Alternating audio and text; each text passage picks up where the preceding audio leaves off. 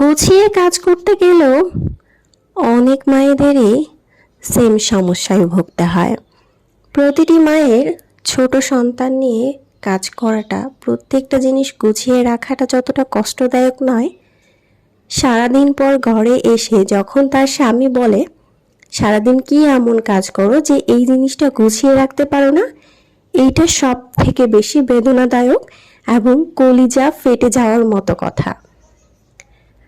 প্রতিটি কাজ অনেক প্ল্যানের সাথে গুছিয়ে করতে গেলেও অনেক সময় হয়ে ওঠে না।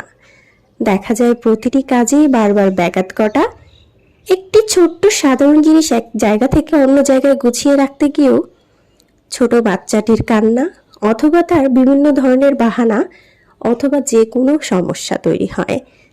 বারবার দুষ্টুমি করা বা জ্বালাতন করা, বারবার তার বায়নাগুলো মেটাতে গিয়ে মা নিজেকেই ভুলে যায়। সে নিজেকে কখনোই ঠিক রাখতে পারে না, মাথার মস্তিষ্ক এক জায়গাতে রাখতে পারে না।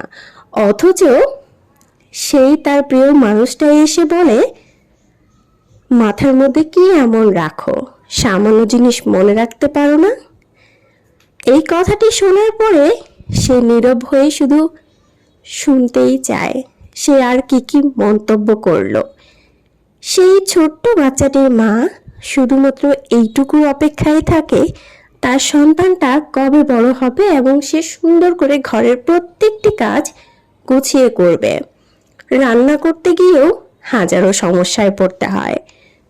কখনো তেল কড়াইতে গরম দিয়েই বাচ্চাকে সামলাতে হয়, অথবা বাচ্চা কাছে চলে আসলেই তাকে কোলে নিয়ে কড়াই পুড়তে হয়।